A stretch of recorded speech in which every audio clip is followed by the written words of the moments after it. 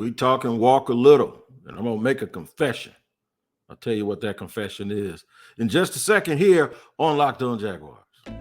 You are Locked On Jaguars, your daily Jacksonville Jaguars podcast, part of the Locked On Podcast Network. Your team every day.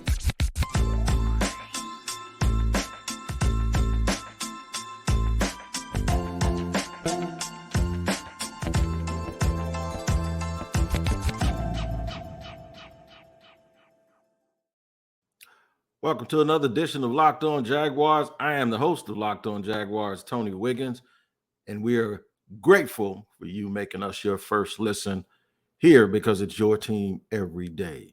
You can also subscribe for free on our YouTube page, on the Locked On Jaguars YouTube page, and catch us anywhere on any platform wherever you get your podcast. We are talking Walker Little today. That's right. Walker Little. I've spent so much time going crazy and being semi-angry about the Jaguars not retaining Juwan Taylor that I haven't gotten to Walker Little. I will do that after letting you know that today's episode is brought to you by Ultimate Football GM. Ever dreamed of becoming an NFL GM and managing your football franchise? This game is definitely for you. To download the game, just visit ultimate-gm.com or look it up in the app stores. Our listeners get 100% free bonus boost to their franchise when using the promo Locked On in all caps in the game. Yeah, man, we've been kind of playing GM a little bit on these podcasts the last few days. Also, I hope y'all really enjoy the new backdrop, if you can see it on YouTube. It is of our beautiful city. In fact, this particular picture that was created by our graphics department and our social media folks.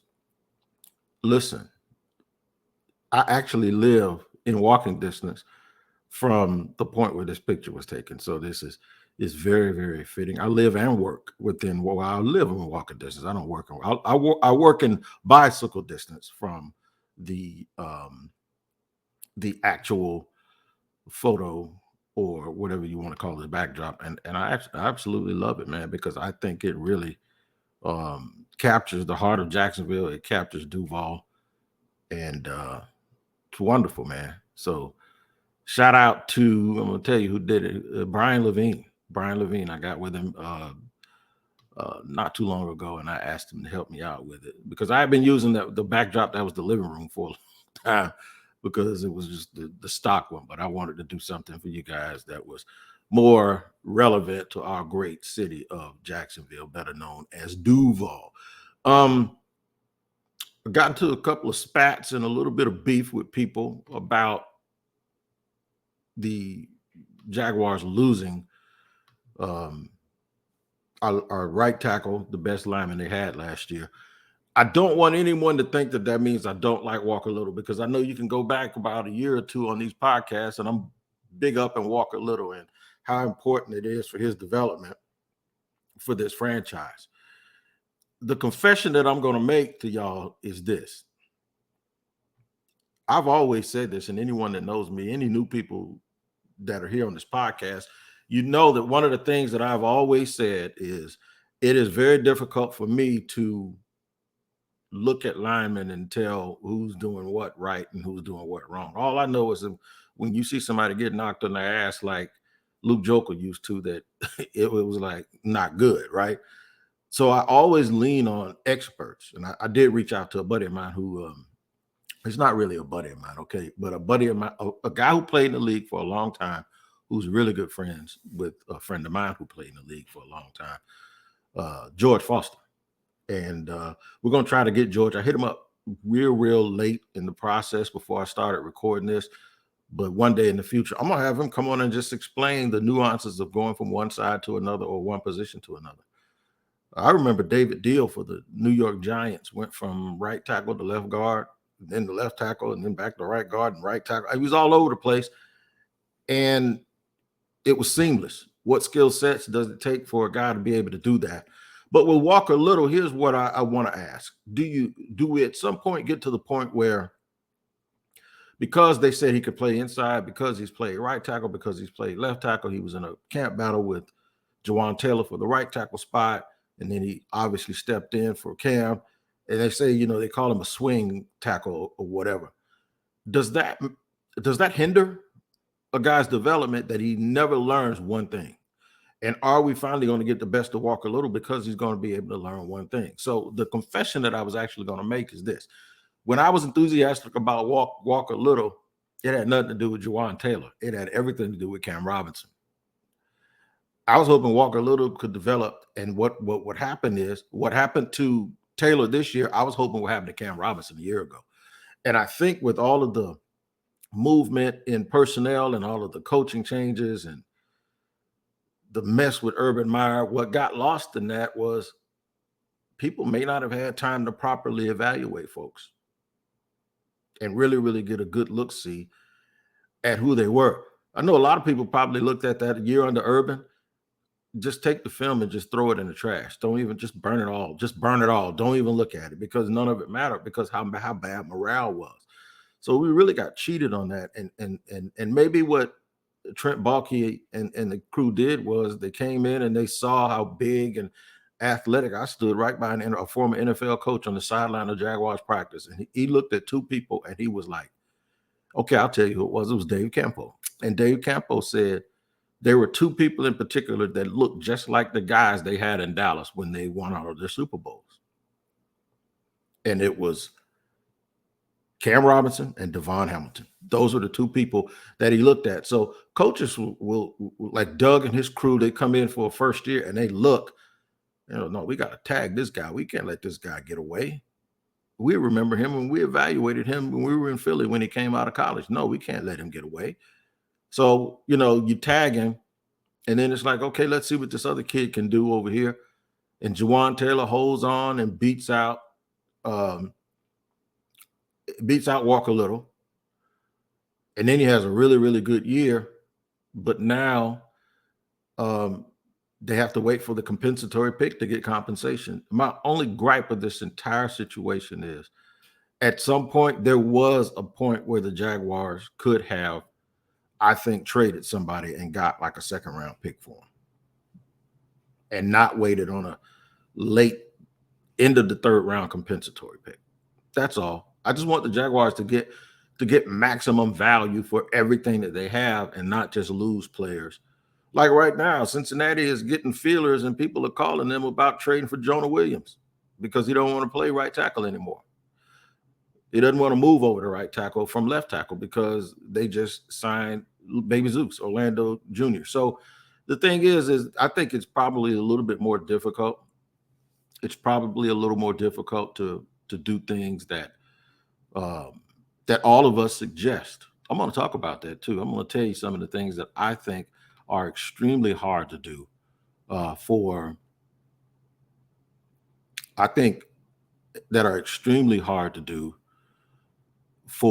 a lot of people that we overlook.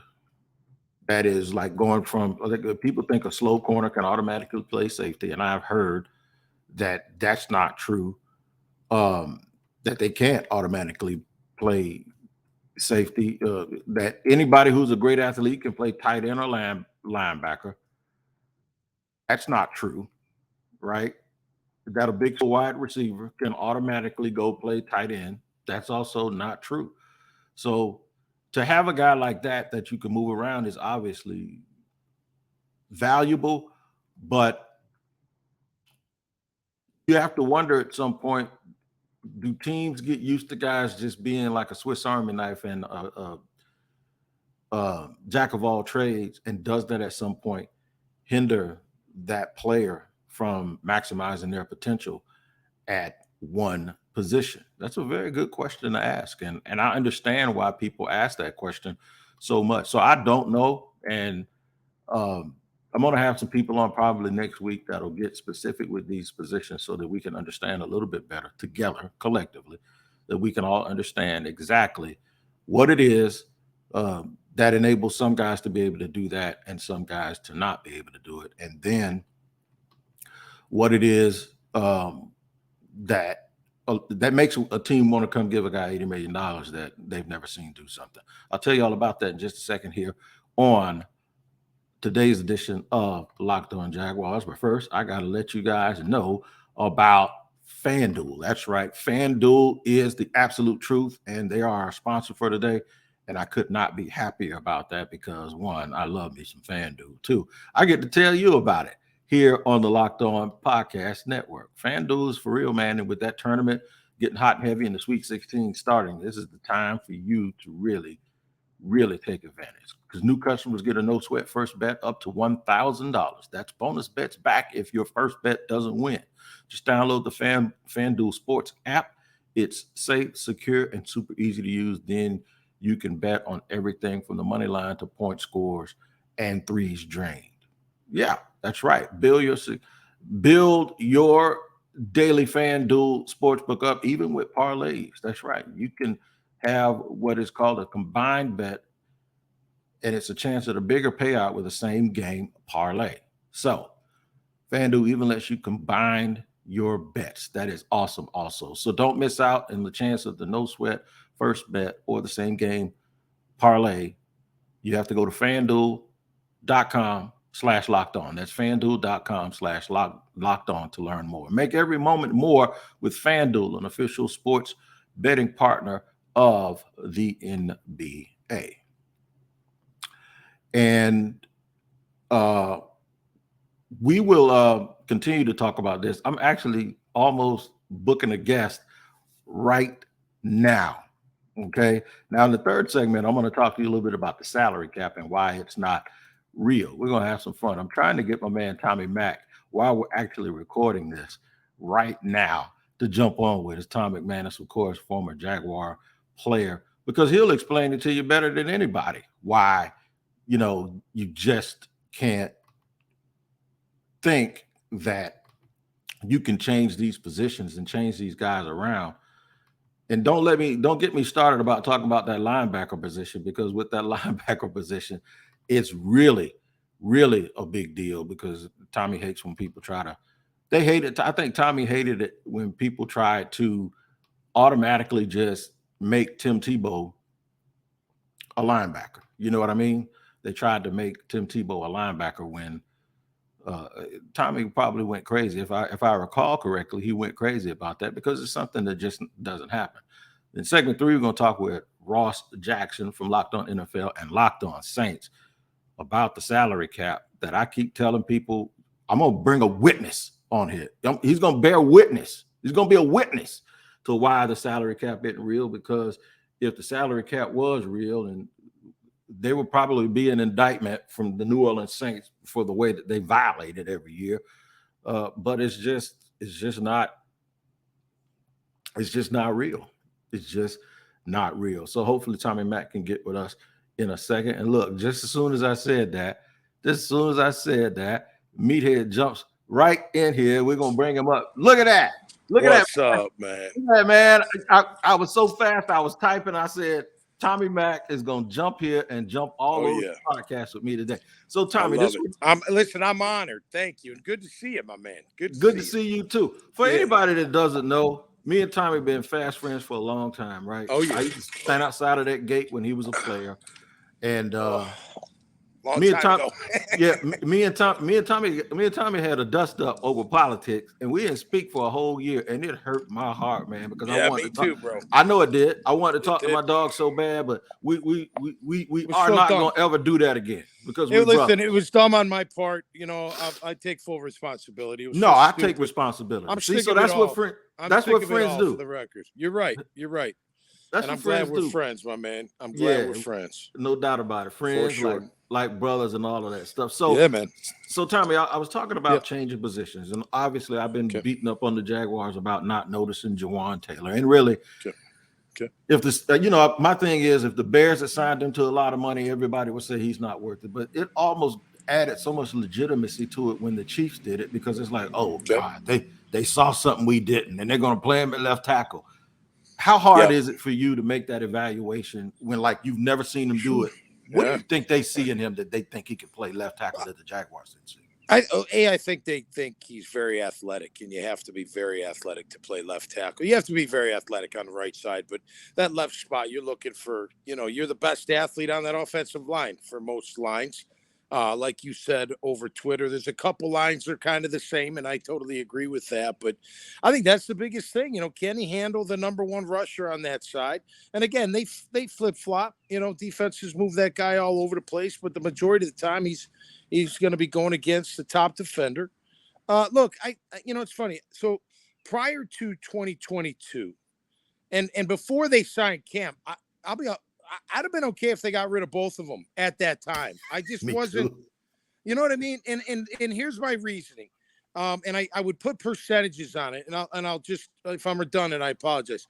But after 2021, I looked at Cam. I said, okay, Cam is good 85, 90% of the time. He'll take care of the guy, no problem. You got no problem with him whatsoever. Then at the worst moments, he gives up a hit on the QB or a sack, whatever.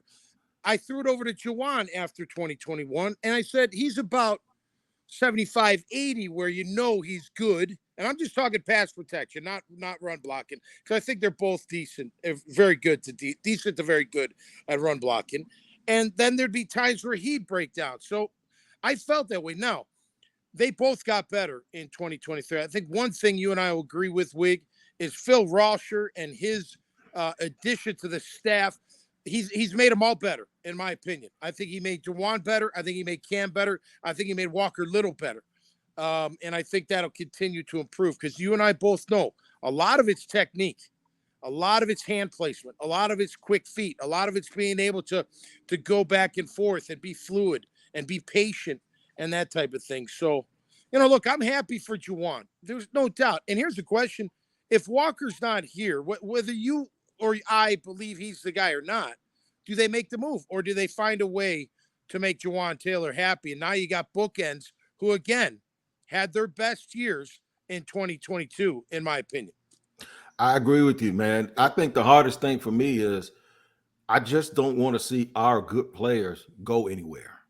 It's been so long since we've had them. I know. Yeah. And so especially one that doesn't have an attitude problem, right? Or one that's not beefing on Twitter with the owner of the team. Right. It's just like right. A good dude. And I think people have misconstrued everything that I represent when I talk about this. Real quick, I got a real short segment here, but I want to ask you this. Yep. When people were trying to say make Tebow a linebacker, I know probably drove you crazy, because everybody wants to make your position the position where, if he's an athlete, put him here. As if, I know we call you meathead, but you actually do have to think to be a linebacker, right? And you have to understand and have the instincts. How hard is it for a guy who to switch positions in the NFL? Bill Belichick said that Darrelle Revis couldn't play safety. And sometimes I think when you get a corner who slows down, that they can play safety, or a wide receiver that gets fat can play tight end. It's not that simple, is it? No, not unless you're like Rod Woodson or Ronnie Lott or guys like that can do both. Back to Tebow, I would have made him one of those all-purpose players. Forget QB, maybe a couple of snaps, but let's see what he can do. But that's old news. Obviously, we wish him well. But no, it's not. Look, I think if I'm playing middle, which I did, I played Mike. If I had to move to Sam, which is now on the outside, and I'm looking at the offense from a totally different angle, there'd be some time to get used to that without question. You do get used to the position you're playing. Look, can you kick back with your right foot back the same speed and accuracy and balance that you can with your left foot? I don't know. Some guys can, some guys cannot. Some guys think, look, when I'm on the right side of the line, I'm putting my right hand down. Man, if I move to the left, I got to put my left hand down, and my stance changes, and it screws everything up. Some guys can make the transition, some guys cannot. So, I think it's more of, look, can you adapt? Could I have played Will? I wasn't really fast enough to play Will, because I'd have to take that number 2 receiver all over the field pretty much, and man and that kind of thing. And that wasn't my game. But could I, from a smart standpoint? Yeah, after a while, I'd figured. I mean, they got the easiest job in the world, man. Nobody blocks them half the time. They get to roam and go to the ball. The middle guy's got to deal with all the crap up front. So, but it's doable. But you do have to, look, you got to be heady. You got to know what you're doing, and you got to study, man. You got to really study. No doubt. I wanted to get you on here. We're going to do this again, man, because let's do it. Yeah, we got to do it and get more in depth as we get closer and closer to the draft, man. But tell everybody what you got going on and where they can find you, Tommy. Okay, so man, I'm all over the place, but I'm doing my podcast, Catching Up with Tommy Mac, on 1010XL's podcast platform, on their website, on their app, also on Facebook, and we share it all over the place. The Horse's Mouth, which I'd love to have you back on, Wig. We're filming on Thursdays. We are now airing on Sundays at 12 noon on ABC 25. We should be airing the Baselli interview and the Hardy and Beasley interview from the USS Orlick, which we did about a month ago. So that should be airing soon. And you can catch me on all the social media.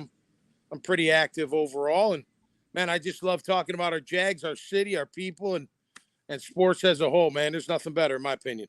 No doubt about it. I'm gonna take you up on the Horse's Mouth too, because I actually enjoyed that a whole bunch. So I'll talk to you soon here. We'll hit you up on Twitter, man. And thank you for giving us your input on the positions and the position switch. Appreciate your time. My pleasure. Go Jags. See you, bud. That's right. That's right. Tommy Mac, man.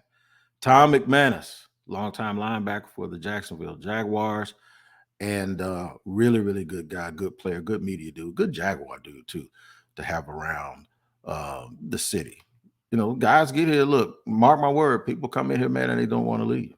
They don't want to leave, and they end up staying here after football. So all the free agents that we're not going after, just know that, just to know it, right? Today's sponsor is the Ultimate Football GMs. You heard me talking about earlier. We keep talking about building these teams, man. It is harder, and I got to give Trent Baalke and those guys credit. This is a game, and it's more difficult than you actually think. When you play Ultimate Football GM, you get to control and manage every strategic aspect of your team as you play through seasons and lead your team to glory, trying to build a historic dynasty. Now, I'm going to tell you something. I ran out of money several times on here because I went broke because I didn't do a good enough job. So make sure you read the information and understand how to play Ultimate Football GM, where you're responsible for controlling the destiny of your franchise. You got to hire people. You got to hire coaches. You got to make sure the training staff, upgrade facilities, and then pick players and manage the salary cap. Locked On NFL and Locked On Jaguars listeners get a 100% free boost to their franchise when using the promo Locked On in all caps in the game store. That's Locked On in all caps. So make sure you check out Ultimate Football GM. It is an outstanding game. You can play on an airplane like I did because you can be in airplane mode and all of that. So there it is, Ultimate Football GM. Listen, third segment is going to be about the salary cap. And I brought my homie in, Ross Jackson, from Locked On Saints and Locked On NFL. And to those that don't know, he's also my boss. So anybody wants to tell on me, y'all can. I know some people, every time I block somebody, y'all want to tell on me, y'all go flood his lines, and he gonna call me, wait, what are you doing? Ross, What's up, man? What's up, brother? What's up, man? I'm glad to be here with you, dude. I'm glad to be here with you too, man, because the time I was supposed to do a crossover 2 or 3 years ago with you for Locked On Saints, I didn't answer your email. You and your boy Q remind me of that every time, and we missed out. So this is the first time we've actually done this together. That's right. Usually when we talk is I'm getting admonished at some meeting, or no, I'm just joking. Or usually I'm heralding you. I mean, like, look at the technical savvy of our guy Tony Wiggins and how he gets it all done.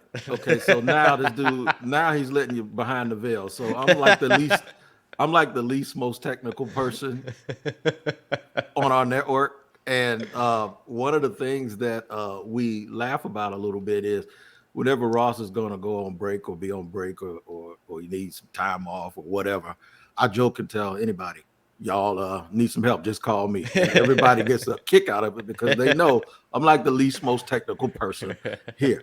I want to talk about the salary cap, man, because I've been going back and forth with a lot of people about the Jaguars not keeping Juwan Taylor and not spending in free agency. Mm-hmm. And I tell them every year, one of the things that people tell me is he's looking out for the future. And there's no cap space. And I roll my eyes because we have this discussion every year. Ross, will you please explain why the salary cap isn't real? Because I said this earlier, you didn't hear me. I said, if the IRS was in charge of the salary cap, they'd go arrest everybody in New Orleans because they'd be avoiding it every single year. How do y'all get away with it? Well, the Ponzi scheme, as some would call it, here in New Orleans. No, I mean, I think that the thing the reason why I say things like, we joke around about how the salary cap isn't real and stuff like that is that it's not really a hard cap. Like you don't have to stop at the raw number of $224.8 million. And I think that where people get a little bit too kind of engrossed with the salary cap is they look at the salary cap on a year-by-year basis, not understanding that you can borrow from and you can also push down into future years or from future years or even from previous years. And so when you do things like the New Orleans Saints, for instance, to where they're, using backloaded contracts and they're restructuring deals and pushing money into the next year and they're starting off seasons anywhere between $45 to $110 million over the salary cap just to become the NFL's third biggest spenders in free agency like they have been so far this year.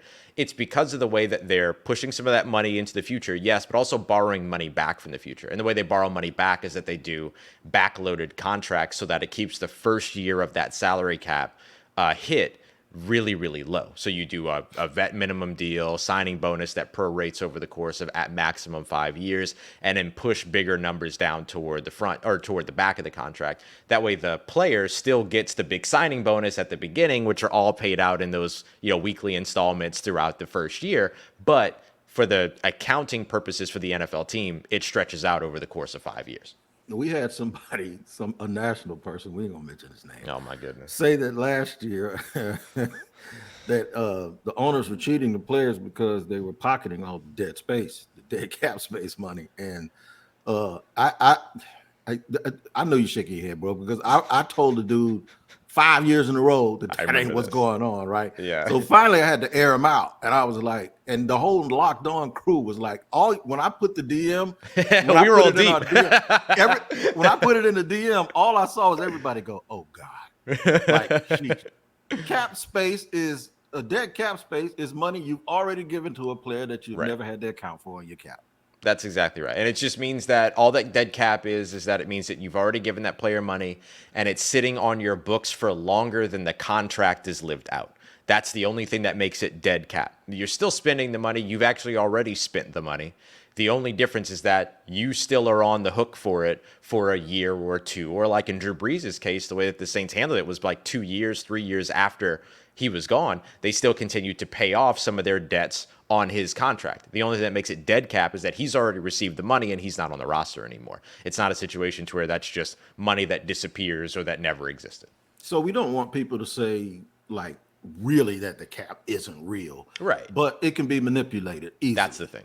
Yeah. And that's what confused me, because if you check out the Locked On NFL show today with me and James Rapine, we talk about Lamar Jackson. One of the things that confused me about Lamar that makes me think what he's really doing is just challenging the league, almost like the way Maurice Clarett did. Yep. The one thing that makes me it makes me look like he wants to be the guy to say, I made this happen and I changed the league. When he says, yeah, he was jokingly, even when he tweeted it, I thought it was a self ratio, because he said, I need an agent, right? But they offered me 3 years at $133 million. Like, yeah, but I'm like, dude, you ain't take it. You didn't take it though, right? Right. So I was hearing that the problem was the voidable years in the back, and people were saying, well, why do they keep putting those years on? I'll tell you why they putting the years on it, because whatever they give him at signing, they're trying to stretch it out so that they can actually surround him with some wide receivers, maybe, or something like that. So for him to be asking for it and asking for those voidable years off, to me, is hustling backwards. Yeah, because the thing that makes it easier for you to land with your team is that you allow them to stretch the cap out. It has no effect on you. It doesn't impact you at all as a player. You get that signing bonus one way or another. The only difference is, does the team take that signing bonus on in thirds, or does that team take that signing bonus on at a maximum of fifths? So usually you don't argue the void years because it helps the team make sure that it gets it done. Not to mention, that those void years also they have to get a fictitious amount, which is usually $40-50 million a year, because in case that contract were to get renegotiated within a year or within a calendar year for any reason, they have to keep a high ceiling on those void years in order to be able to restructure you into those void years. So there's actual practical reasons, logistical reasons for those void years having high salary numbers, quote unquote salary numbers, even though they automatically void at a certain point. So all it does is make it easier for the team to account for you. I don't know why you stand in the way of that. And then guess what happens after your 3 years where you got all of your guarantees out of the way, and they need your help because they can't let you play at $58 million. So they say, hey, let us give you these $58 million in a bonus and we'll add 2 more years. They're going to pay you, or they're going to release you to the market, and you're going to be able to double dip and get another contract. The thing is so I don't really get it unless, like I said, Lamar's trying to change the game, if you will. Ross changes the game every single day on Locked On Saints. And you still on Locked On NFL? On Tuesdays, right ahead of you. You're right ahead of me, right? Yeah. That's who put all of those nice entries in with all of the perfect capital letters, and I have to go back and edit my stuff, right? Yeah. And the next time you tell me at 1 o'clock in the morning I misspelled somebody's name, won't be the first time. Hey, man. It's Ross Jackson, man. That is the host of Locked On Saints. He's also my boss, as I said earlier. We're actually closing out the show today. I'm going to tell them right now to go check you out, check out on Locked On NFL, and make sure you look at Locked On NFL Scouting, because Joe Marino and my man Kyle Krabs, they do it like no others. Those are the draft dudes on Locked On NFL Scouting, wherever you get your podcast and on the YouTube page. I had to do that while he's here so he knows that I did it very well. Nailed it. All right. And all right, we're going to nail it again here tomorrow on another edition of Locked On Jaguars. Until then, for Tony Wiggins and Ross Jackson, we'll see you next time.